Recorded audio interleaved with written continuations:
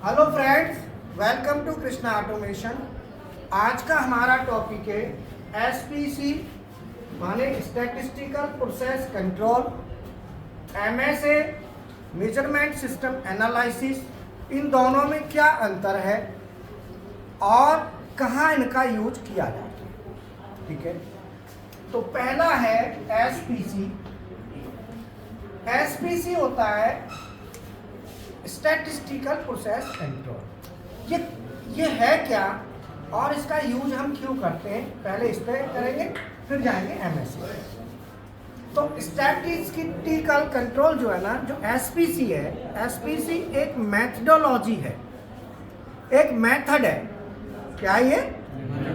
जिसके through process के variations को कंट्रोल किया जाता है। किसको? प्रोसेस के वेरिएशंस को हम कंट्रोल करते हैं कि हमारा जो प्रोसेस है वो कंट्रोल में है या नहीं है। माने ऐसा तो नहीं पीस रिजेक्ट हो रहा है। प्रोसेस वेरिएशन को कंट्रोल करने के लिए हम दो चीज इसमें लेते हैं। क्या स्टडी क्या की करेंगे? स्टडी ऑफ, बोलो, सीपी और सीपी। दो चीज की यहाँ पे स्टडी करेंगे। सीपी जो है ना, ये है प्रोसेस कैपेबिलिटी, है ना, प्रोसेस कैपेबिलिटी। और सीपी के जो होता है वो होता है प्रोसेस कैपेबिलिटी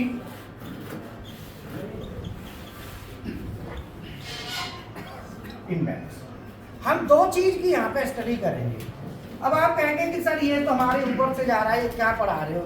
तो आप समझो ये आप ही के काम की चीज है। कैसे करेंगे वो मैं अभी बताता हूँ। इन दोनों की स्टडी करके इसके थ्रू हम प्रोसेस के वेरिएशन को कंट्रोल करते हैं। इसको एक एग्जाम्पल में समझ लो तो आपको अच्छा समझ में आ जाए। जैसे मान लो हमारे एक रोड है। रोड तो आपने देखे होंगे ना। रोड में हमारे रोड पे गाड़ी चल रही है। अब रोड की जो चौड़ाई है, मान लो ये चौड़ाई 50 मीटर है।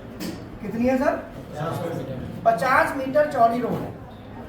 ठीक है, अब 50 मीटर चौड़ी रोड पे हमारी गाड़ी चल रही है। तो रोड के बीच में हमने एक लाइन दे दी। क्या दे दी? बीच पे एक पट्टी दे देते ना, सफेद वाली, वो हमने मान लो दे दी।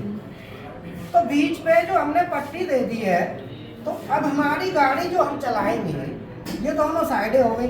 तो रोड कौन सी है? ये टू वे वाली है, अलग अलग। ये इधर जाने वाली रोड है, गाड़ी इधर जाएंगी, और आने वाली अलग है। दो नहीं होती, बड़े बड़ी रोडें बन गई आजकल तो, है ना। और ये बताओ कि तुम्हारी गाड़ी ऊपर वाले की तरफ जाना ठीक है कि नीचे वाले की ठीक है, या बीच में चलना ज्यादा सही है? इसे कहेंगे हम अपर लिमिट मान। क्या कहेंगे? Upper limit. और इसको मान लिया हमने लोअर लिमिट। ये मान लिया कि भाई अपर की लिमिट ये है, बाउंड्री, और इधर है। तो बीच में डिवाइडर होता है ना, ये मान लो डिवाइडर है। इधर वाली रोड अलग है और वो जो है ना। तो अब आप ये बताओ कि गाड़ी जो चलाओगे, जो गाड़ी सेफ चले, कंट्रोल में चले, वो कहाँ चलाना ज्यादा सही है? बीच में। बीच में। बीच को कहते हैं मीन। यहाँ पे बीच को क्या कहते हैं? Mean, average. ठीक है ना? बोलो। तो हमें गाड़ी बीच में चलानी है।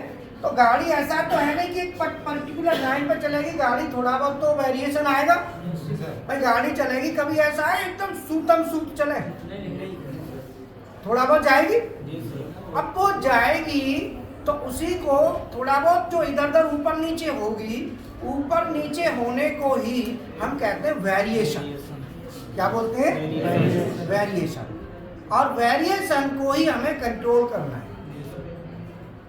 ऐसा नहीं है कि कई ड्राइवर ऐसे होते हैं, कभी इधर ले जा रहे हैं, कभी इधर ले जा रहे हैं, तो वो वेरिएशन ज़्यादा हो जाता है। हमको सेफ रहना है तो हमको क्या करना है? वेरिएशन को कंट्रोल करना। मान लो हमने 50 मीटर की जगह यहाँ पे हमारी गाड़ी इसके अंदर चल रही है और ये चल रही है टोटल 25 मीटर के दायरे में। कितने में? ऊपर कितना बचा? 12.5। मान लो ये 30 मीटर के दायरे में चल रही है, ऊपर कितना बचा? 10। और नीचे कितना बचा? इस सेक्शन में हमारी गाड़ी चल रही है, इतना हमारा वेरिएशन आ रहा है। हमको टोटल वेरिएशन कितना मिला? 50। और हम चला कितने में रहे? 30 में। ठीक है ना?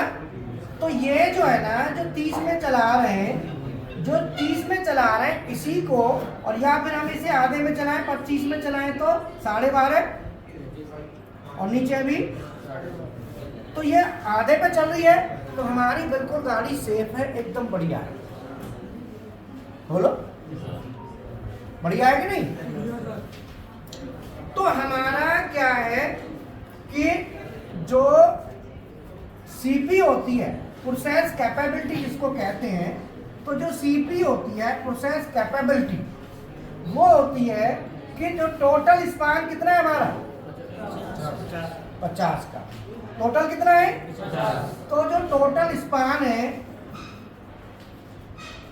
टोटल वेरिएशन जिसको हम कहेंगे स्पेसिफाइड वेरिएशन, स्पेसिफाइड वेरिएशन बटे स्पेसिफाइड माने जो दिया गया है, और स्पेसिफाइड वेरिएशन को ही हम कहते हैं टॉलरेंस। क्या कहते हैं?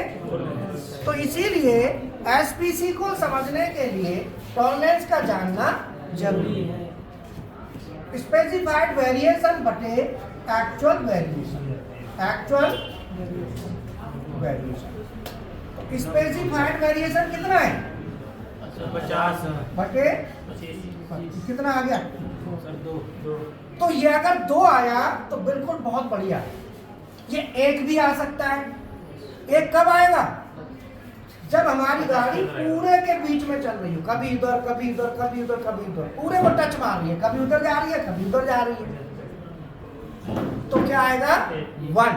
इस 1 आने पे मामला खराब है, कभी भी रिजेक्ट हो सकता है, कभी भी गड़बड़ हो सकती है 1 पे। तो बोलो, इसीलिए ये जो 2 आया है ये बहुत बढ़िया है। सीपी का मान 2 इतना बढ़िया है कि गाड़ी बिल्कुल सेफ है, इधर भी जगह बची है और इधर भी बची है। अब इसी को मैं किसके टर्म्स में बात करूंगा? हमारे प्रोडक्ट के में। काय के में? तो मैं इसको यहां पे बात करूंगा प्रोडक्ट के टर्म में, तो मैं एमएसए को अभी बताऊंगा। पहले इसको थोड़ा और बता दूं, फिर मैं लूंगा एमएसए। तो अब मैंने क्या करना है, अपना प्रोडक्ट ले लेना है। मान लो हमारे पास प्रोडक्ट है डायामीटर 40 का डायामीटर है। अब कस्टमर ने 40 का डायामीटर दे दिया। अब कस्टमर कहता है जी आप ये बना के दे दो, तो तुम क्या कहोगे कि सर ऐसा है, एग्जैक्ट 40 तो बनेगा नहीं, एग्जैक्ट 40 तो नहीं बनेगा ना, इसमें कुछ ज़्यादा कुछ गुंजाइश तो दो। वो कहेगा कोई गुंजाइश नहीं है, तो गारंटी है तुम बना के दिखा दो। क्योंकि प्रकृति का नियम है कि कोई भी 2 चीज एक नहीं हो सकती। आप 2 पीस बना लो, हर तरीके से दोनों पीस एक नहीं होंगे, अंतर आएगा। उस अंतर को कहते हैं वेरिएशन। उस अंतर को क्या कहते हैं? अब देख लो तुम्हारे घर में जितने बहन भाई हैं सब में वेरिएशन है कि नहीं? ये क्या है? ये प्राकृतिक वेरिएशन है। प्रकृति का नियम क्या कहता है? लॉ ऑफ नेचर लिख दूं? लॉ ऑफ नेचर कहता है एनी टू थिंग्स माने 2 चीज, कोई भी, any 2 things can be similar but can not be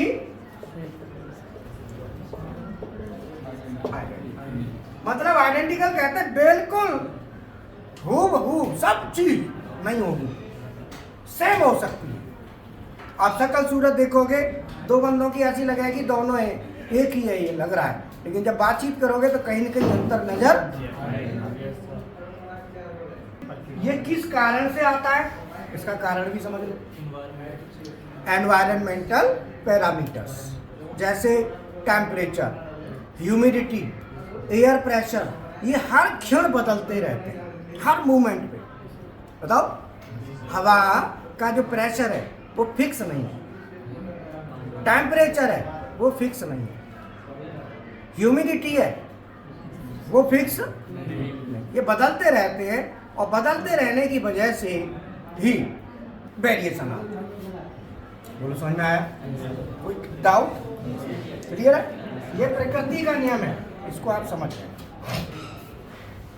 अब जब कस्टमर हमको देता है तो उसे कहते हैं स्पेसिफाइड इन ड्राइंग। ड्राइंग में दिया होगा, स्पेसिफाइड मतलब दे दिया। तो कस्टमर ने दे दिया भाई कि आपने बनाना है प्लस माइनस 0.1, कितने में?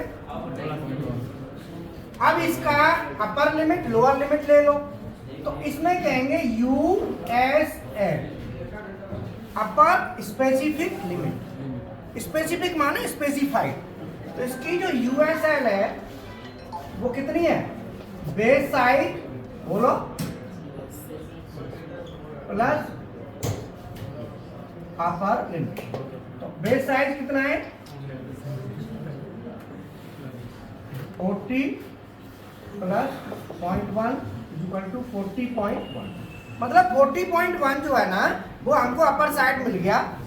तो इसी को हम लेंगे, मान लो ये लेते हैं, ये 0 मीन है, तो मीन से ऊपर कितना हमने ले लिया? 0.1। तो ये मान लो बेस साइज कितना है? 40.0। तो बेस साइज ये होता है ना? तो मैं अभी बताऊंगा, इसमें थोड़ा सा चार्ट बनाने से पहले मैं पर बता देता हूँ।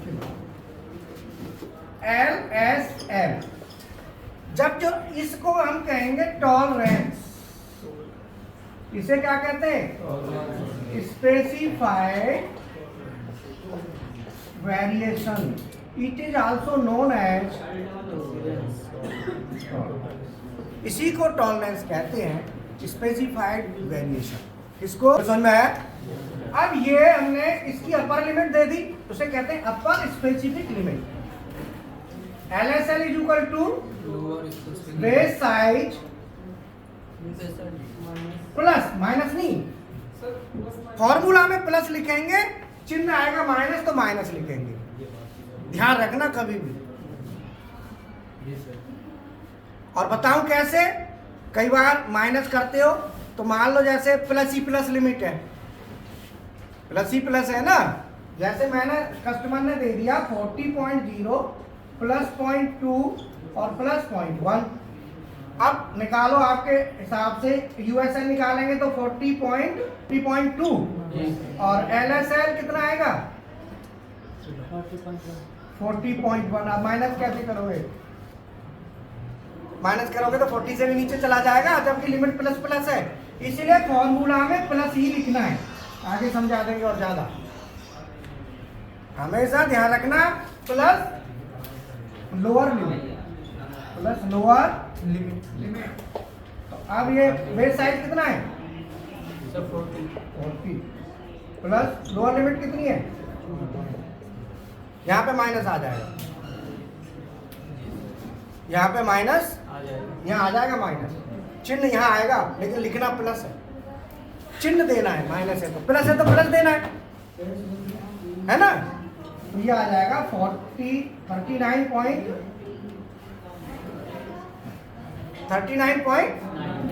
बोलो, क्लियर है यहाँ तक? अब ये हमारा, फिर निकालते हैं अगला मीन। मीन कहते हैं एवरेज। एवरेज होता है USL plus LSL divided by 2, और ये आएगा 40.1 प्लस 39.9 इसका मीन कितना आ गया? 40.0। ये इसका, अब ये चार्ट जो बनाया था ये वाला, इसकी जगह भी आ जाएगा। समझ में आया? और इसको करेंगे तो कैसे आएगा? देखो, मैंने सबसे पहले कौन सी लाइन लेनी है? कौन सी ले ली? अब मीन के साथ, मीन कितने पे? 40 पे, ऊपर कितना है, नीचे प्लस 0.1 माइनस 1। अब इसके 5 हिस्से कर दो, 1 2 3 4 5, 1 2 3 4 5। तो ये कितना हुआ, 0.02, 0.04, 0.06, 0.08, 0.02, 0.04, 0.06, 0.08 ऊपर यहाँ। तो ये साइज कितना माना जाएगा, 40.1 और ये 39.9। भाई नीचे है ना, डाउन कर दो, ये माइनस में वो प्लस में, और ये कितना होगा, तो बोलो तीनों आ गया, USL, LSL। अब जो पार्ट आप बनाएंगे वो इसके बीच में बनना चाहिए साइड। इसमें क्या करेंगे, इसको ग्राफ बना लो ऐसे,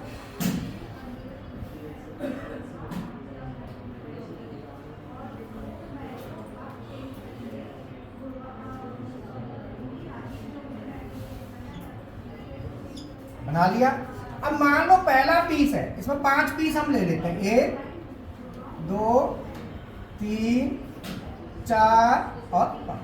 हमने 5 पीस ले लिए। अब मान लो पहला पीस आपका आ रहा है 40.02, ये नंबर 1 पीस है, 2 3 4 5 पीसों को हमने ले लिया, सबको नाप के देख लिया। अब जहाँ जहाँ आ रहा है साइज उस पर हमने डॉट मार दिया। मान लो ये साइज यहाँ है, दूसरे का साइज यहाँ है, तीसरे का साइज मान लो यहाँ पे है, चौथे का साइज यहाँ है, पांचवें का साइज आगे पांचों। इसको कैसे ग्राफ बन गया, ये हमने ग्राफ प्लॉट कर दिया। इस ग्राफ को क्या बोलते हैं, इसका नाम बोलो क्या है,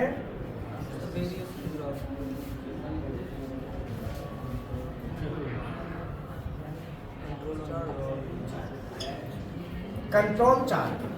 क्या बोलते हैं इसको, कंट्रोल चार्ट। ये 7QC टूल्स में आता है, क्लियर है। तो ये जो है ना, हमने कंट्रोल चार्ट जो बनाया है, कंट्रोल चार्ट ये बन गया। इसका मतलब हमारा प्रोडक्ट बढ़िया चल रहा है। अब इसमें देखो रेंज कहाँ तक जा रही है, 0.04 तक जा रही है, और इधर 0.02 तक जा रही है ना, बढ़िया सेफ साइड है। तो जो CP निकालते हैं, जो CP है प्रोसेस कैपेबिलिटी, जो कस्टमर ने वेरिएशन दिया है वो कितना है हमारा, प्लस माइनस 0.1 का मतलब टोटल कितना हो गया, CP निकालेंगे तो CP इक्वल टू आ जाएगा टॉलरेंस बटे एक्चुअल वेरिएशन, एक्चुअल वेरिएशन। तो टॉलरेंस तो यही होगी स्पेसिफाइड, तो ये स्पेसिफाइड वेरिएशन कितना है 0.2, ऊपर 0.1 और नीचे, तो टोटल कितना हुआ 0.2। और इसका एक्चुअल वेरिएशन कितना है, ये लास्ट कितना जा रहा है, और इधर तो थोड़ा सा 4 तक ले लो, तो थोड़ा सा तुम्हारा 4 तक है ना, थोड़ा इसे यहाँ से हटाओ, इसे थोड़ा आगे ले लो, थोड़ा कैलकुलेशन में इजी हो जाएगा ना।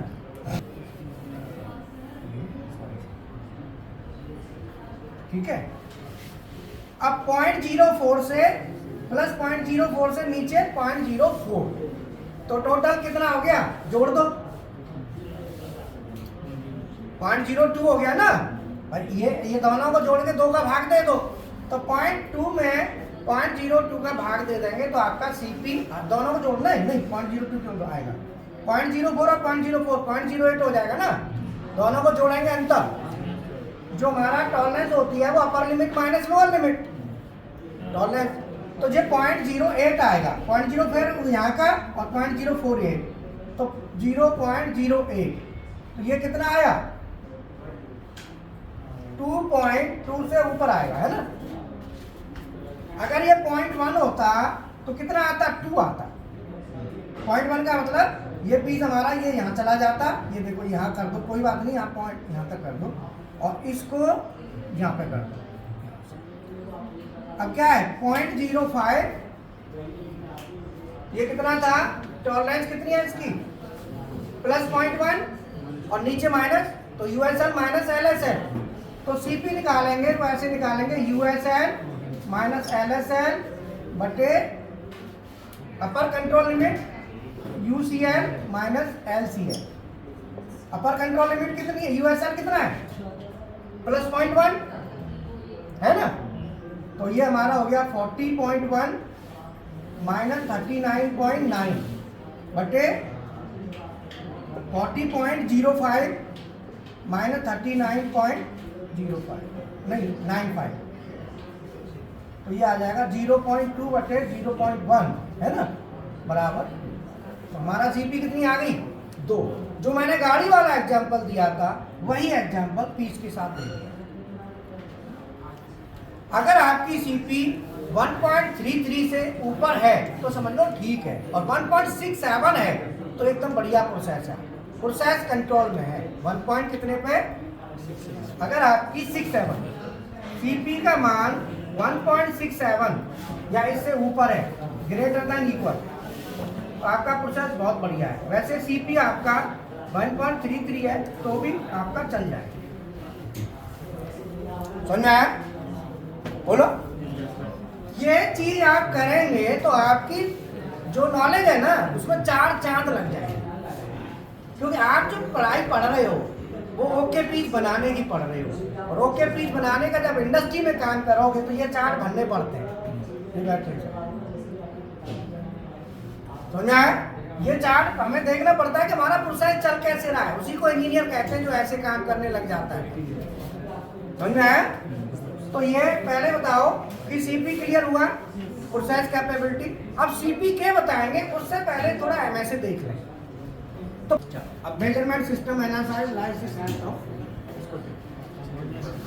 क्योंकि ये करने के बाद आप इंजीनियर, आप इंटरव्यू में जाएंगे, बताएंगे कि हमें सीपी के ये सब पता है, तो आपको कंपनी वाला तुरंत समझ जाएगा कि इसको ये तो पता है कि पीस, ओके और रिजेक्ट का मतलब क्या है, वो तुरंत समझ जाएगा।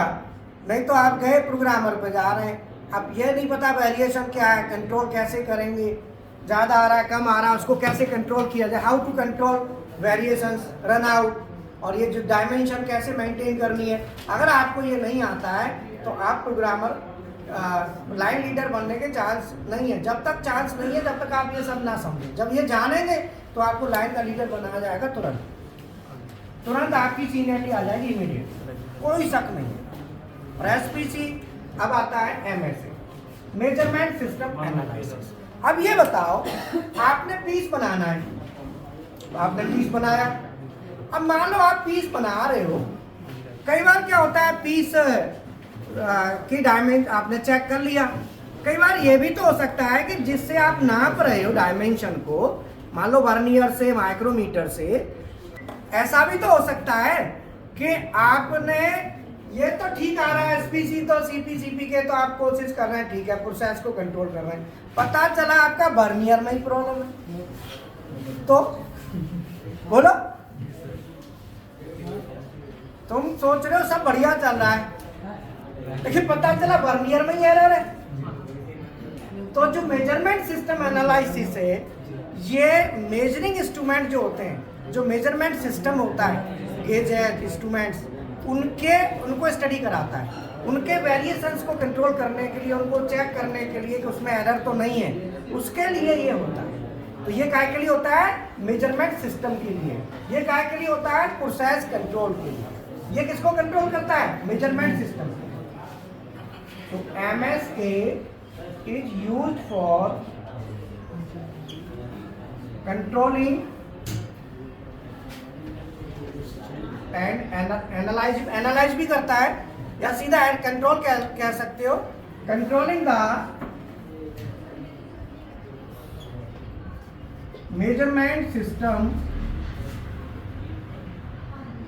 सिस्टम में यूज होने वाले जितने भी आपके इंस्ट्रूमेंट्स हैं, मेजरमेंट सिस्टम इंस्ट्रूमेंट्स, ठीक है, जितने भी आपके जो इंस्ट्रूमेंट हैं मेजरमेंट सिस्टम में जो यूज होते हैं, ये उसमें यूज आता है। Measurement MSA use for controlling the measurement system instruments variation, उनके वेरिएशंस कितना है, कितना हमको चाहिए, उसके लिए MSA यूज होता है, ठीक है। तो आपका वर्नियर, अब कहते हैं वर्नियर नापना ही नहीं आता, तो नापना पहले सीख लो, तब ये काम आएगा। वर्नियर चलाना आना चाहिए, है ना। एक इंटरव्यू के लिए जाओगे तो वर्नियर चलाना ही नहीं आता तो एमएसए कुछ नहीं करेगा। एमएसए तो सिस्टम है, बाद की बात है, पहले चलाना ही नहीं आता। बोलो, पहले तो चलाना सीखो, बाद में इसको सीखो। बोलो, तो एमएसए में क्या क्या आएगा उसमें आप समझ लो। नंबर 1 एरर होती है, मेजरमेंट सिस्टम एरर्स। क्या कहेंगे उनको? Measurement system errors. Measurement system की जो एरर होती हैं उनकी स्टडी करते हैं हम यहाँ पे। किसकी? मेजरमेंट सिस्टम, जैसे माइक्रोमीटर, वर्नियर, उसके अंदर जो एरर होती है, हाँ स्टडी उसकी होती है। बोलो, समझ में आया? तो इसमें नंबर 1 कौन सी एरर है? लीनियर। नोट कर लो, पहली कौन सी एरर है? पहले वर्नियर तो सबको आता है ना, कहीं नाम खराब मत करना, पता चला वर्नियर ही नहीं पता मैं पढ़ा रहा हूँ एमएसए। क्यों? Number 1 linearity error. ये लीनियरिटी एरर क्या होती है इस पे हम बात करेंगे। नंबर 2 क्या है? बायस। बायस लीनियरिटी कहते हैं कि आपके इंस्ट्रूमेंट में अलग अलग डायमेंशन में देखेंगे कि एरर कितनी है, सभी में इक्वल उसमें रेशियो में आनी चाहिए, एक लाइन में आना चाहिए सीधा, पूरी लंबाई में, थ्रू आउट द लाइन। उसे लीनियरिटी कहते हैं। बायस कहते हैं कि जो हम, जैसे मान लो एरर आ रही, कोई भी चीज़ आप कर रहे हैं तो ऐसे आना चाहिए स्ट्रेट, ऊपर नीचे नहीं होना चाहिए, उसे कहते हैं लीनियरिटी। दूसरा है बायस। बायसिंग कहते हैं जब उसमें बायस को देखा होगा ना, बायसिंग आ रही है, जैसे आप ट्यूनिंग है, आवाज़ दे रहे हैं, तबला बज रहा है, हारमोनियम बज रहा है, तो जब आप चलते हैं तो ढोलक बज रही है, ये सभी चीज़ चलते हैं गाने के साथ। जब भजन होता है तो भजन में तो बायसिंग, अगर मान लो हल्का सा फटफटा रही है या फट रही है आवाज़, तो उसे कहते हैं बायसिंग।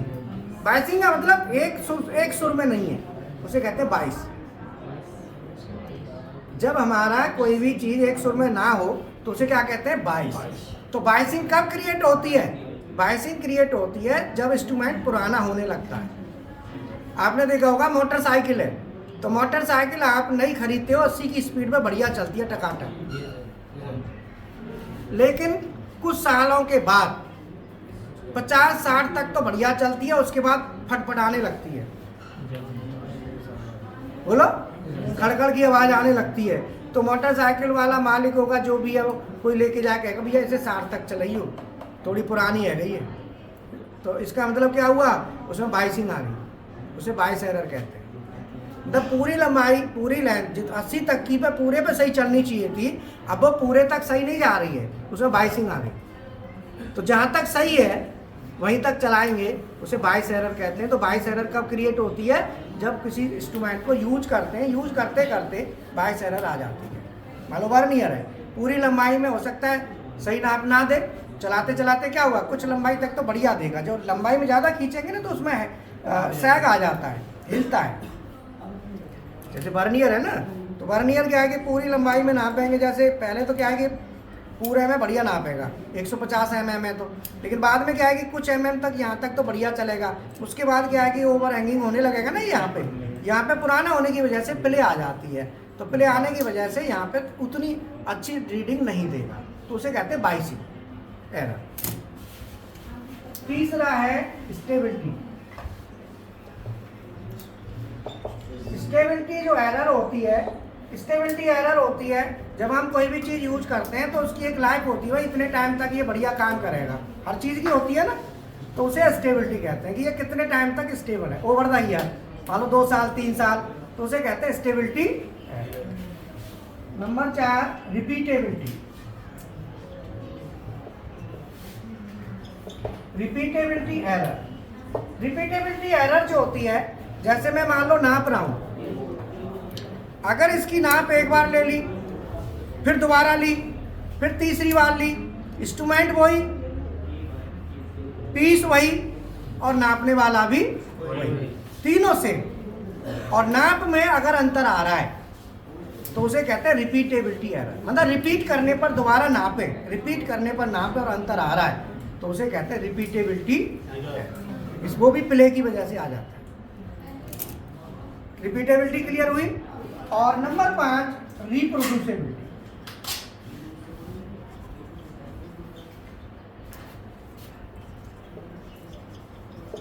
रिप्रोड्यूसिबिलिटी एरर, तो जो रिप्रोड्यूसिबिलिटी एरर होती है ये नापने वाले में एरर होती है। मान लो इंस्ट्रूमेंट वही, पीस वही, लेकिन नापने वाले चेंज करके देखो तो उसमें जो एरर आएगी उसे कहते हैं रिप्रोड्यूसिबिलिटी।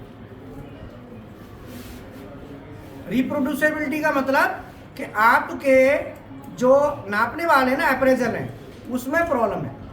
कई बार नापने वाले में भी तो प्रॉब्लम हो सकती है, तो इंस्ट्रूमेंट में प्रॉब्लम हो सकती है वो रिपीटेबिलिटी, और नापने वाले में उसे कहते हैं एप्रेजर। एप्रेजर कहते हैं जो मेजर करता है, आप जो नापते हो ना आप एप्रेजर कहलाते हैं, आपको एप्रेजर बोला जाता है, एप्रेजर। तो आप में प्रॉब्लम हो सकती है, तो एप्रेजर प्रॉब्लम को के लिए रिप्रोड्यूसिबिलिटी और इंस्ट्रूमेंट प्रॉब्लम के लिए रिपीटेबिलिटी ये एरर होती है। तो इसमें से ये पहली जो एरर आती है दो,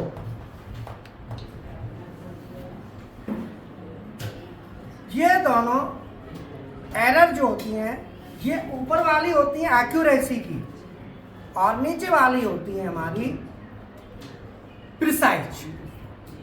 प्रिसाइज एरर, एरर दो प्रकार में भागों में बटी होती है, एक तो एक्यूरेसी में, दूसरी प्रिसाइज एरर। नोट कर लो, एक्यूरेसी और प्रिसाइज, एक्यूरेसी एंड प्रिसाइज। तो एक्यूरेसी प्रिसाइज को हम देखेंगे यहाँ पे कि जैसे मान लो मैं 4 डब्बे लेता हूँ, 1 2 3 4, ये 4 डब्बे मैंने बना लिए। अब देखो 4 डब्बों में से मेरी रीडिंग आ रही है, ध्यान देना।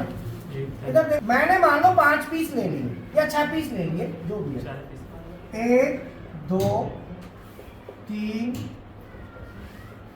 4, ये पांचों पीस टारगेट के अंदर है, ये टारगेट है और क्लोज एक दूसरे के क्लोज भी हैं, और थोड़े नजदीक कर देता हूं, एक दूसरे के क्लोज भी हैं, ये बिल्कुल टारगेट में है। यही चीज मैं ऐसे कर देता हूं।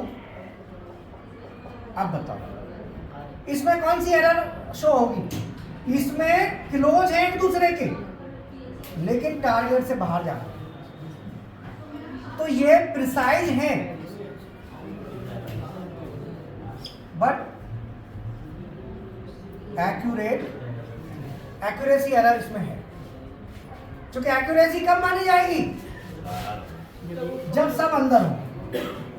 बोलो रिजेक्ट हो रहा है ना 3 पीस, लेकिन नजदीक टारगेट एकदम नजदीक नजदीक है, तो इसमें प्रिसाइज है, टिक लगा दिया, प्रिसीजन है लेकिन एक्यूरेट नहीं है। इसका मतलब कौन सी एरर आ रही है? ये वाली ऊपर वाली, ये एक्यूरेसी है, ये प्रिसाइज है। आप समझ रहे हो ना? अगर मान लो यही पीस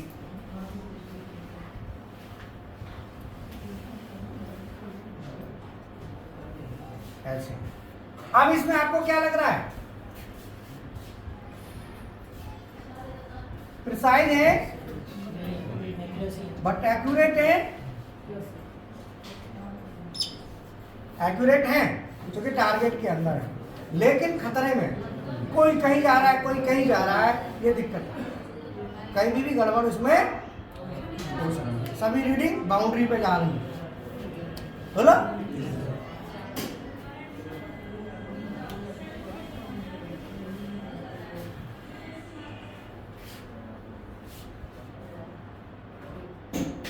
है बट प्रिसाइज है, इसमें प्रिसाइज नहीं है बट एक्यूरेट है। एक ऐसा लेते हैं जो दोनों ही नहीं है, क्यों?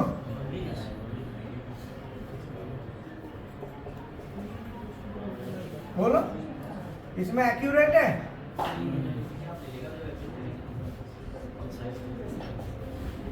और प्रिसाइज, और इसमें दोनों।